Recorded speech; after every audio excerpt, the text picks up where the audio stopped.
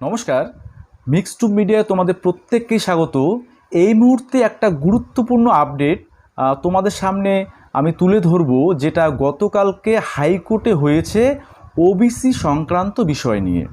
তো অবশ্যই ওবিসিটা একটা ভাইটাল ফ্যাক্টর এই মুহূর্তে, কারণ যে চাকরির পরীক্ষাগুলো হচ্ছে বা ফর্ম ফিল আপ চলছে, বা যেগুলোর ফর্ম ফিল আপ শুরু হবে, নার্সিং এন্ট্রান্স বা স্টাফ নার্সের যেগুলো তোমাদের রিক্রুটমেন্ট আগামীতে হবে, বা আদার্স ডিপার্টমেন্টে যেগুলো এক্সাম হবে, বা কলেজের অ্যাডমিশনের ক্ষেত্রে মেরিট লিস্টে পাবলিশ করা হবে, এই সমস্ত কিছু আটকে রয়েছে কিন্তু তোমাদের ওবিসি কেসটার উপর, মানে ওবিসি কেসটার জন্যই।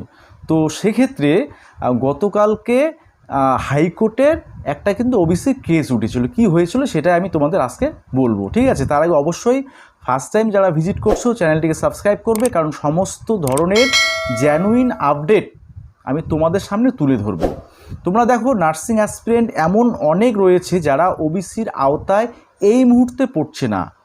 যে 66 যে জনজাতি, অর্থাৎ 66টা জনজাতি যারা ওবিসির তালিকায় আগে রয়েছিল, 2010-এর আগের তালিকা, তারা তো পাবেই, কিন্তু বাদবাকি যারা পরবর্তীতে যুক্ত হয়েছিল ওবিসি ক্যাটাগরিতে, তারা কিন্তু কোনো ধরনের আপাতত সুবিধাটা পাচ্ছে না। এটা কিন্তু একটা ভাইটাল বিষয় তাদের ক্ষেত্রে। তো তারা পাচ্ছে না। তো গতকালকে এরকমই SLST 2 অর্থাৎ স্কুল সার্ভিস কমিশনের শিক্ষক নিয়োগের যে পরীক্ষা, সেখানে চাকরিরত অনেক শিক্ষক রয়েছেন বা অনেক ক্যান্ডিডেট রয়েছেন যারা ওবিসি ক্যাটাগরিতে যেহেতু সুবিধা পাচ্ছেন না, তাদের সার্টিফিকেটটা আপাতত ইনভ্যালিড। তো ফর্ম ফিল আপটাও তারা করতে পারছেন না, কারণ কারো হয়তো বিলো 50% রয়েছে, বা সে কারণেই, কারণ তাদের জেনারেল হিসাবে যদি ফর্ম ফিল আপ করতে চায় তারা 50% মিনিমাম লাগবেই।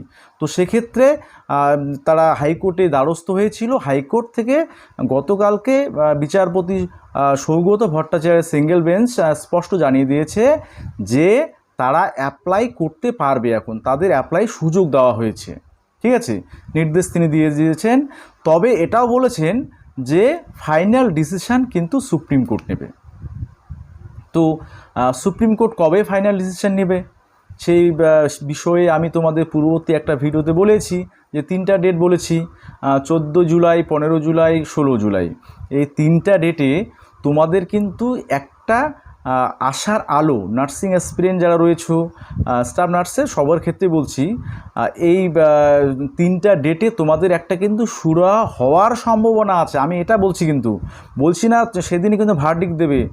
ওবিসির ভার্ডিক্ট দিতে কিন্তু অনেক সময় লাগবে সুপ্রিম কোর্টের। হ্যাঁ, তাই কিন্তু এটা ভেবো না যে এখনই কেসটা সমাধান হয়ে গেল বা এই 3টা ডেটে সমাধান হয়ে যাবে, এমনটা কিন্তু নয়। হ্যাঁ, একটা নির্দেশনা সুপ্রিম কোর্ট থেকে আসতে পারে। যদি আসে তাহলে ভালো কথা, তোমাদের যাবতীয় ফর্ম ফিল আপ থেকে শুরু করে এভরিথিং তোমাদের শুরু হয়ে যাবে, আর কোনো বাধা থাকবে না, বা কোনো নিয়োগের ক্ষেত্রেও বাধা থাকবে না। তারপরে যখন ভার্ডিক্ট আসবে, তারপরে পরের কি হয় না হয় সেটা পরবর্তীতে বোঝা যাবে, ঠিক আছে? তো এই 3টা ডেটের উপর তোমাদের অবশ্যই তাকিয়ে থাকতে হবে। আর হাইকোর্টের বিষয়টা গতকালকে কী হয়েছিল সেটা বললাম, সেটা হচ্ছে এসএসসি এক্সামিনেশনের ক্ষেত্রে তারা সুযোগ পাচ্ছে আপাতত ফর্ম ফিল আপ করার, ঠিক আছে? তো এই 3টা ডেট আসুক, তাহলে ডিটেলসটা পাবো। আর ওবিসি সংক্রান্ত ডিটেলসটা কিন্তু অলরেডি একটা ভিডিওতে আমি পূর্ববর্তী বলেছি, আর সেটা হচ্ছে ডেসক্রিপশন আমি দিয়ে রাখবো, সেটা তোমরা একবার দেখে নেবে, তাহলে ডিটেলসটা বুঝতে পারবে, ঠিক আছে? তো সকলেই ভালো থাকবে, সুস্থ থাকবে, কোনো রকম চিন্তা করবে না। কোনো কোয়ারিজ থাকলে, তোমাদের অনেক কোয়ারিজ আছে, অবশ্যই তোমরা কিন্তু তোমাদের কী বলে কমেন্ট বক্সে ভিডিওর সেখানে কমেন্ট করবে। আর ওবিসি সংক্রান্ত যাদের কোনো প্রশ্ন যদি থাকে, কবে কি হবে না হবে, এগুলো কমেন্ট করবে। আমি কমেন্টেই মানে যতটা পারি চেষ্টা করব যে আনসার দেওয়ার, ঠিক আছে? তো সকলে ভালো থাকবে, সুস্থ থাকবে।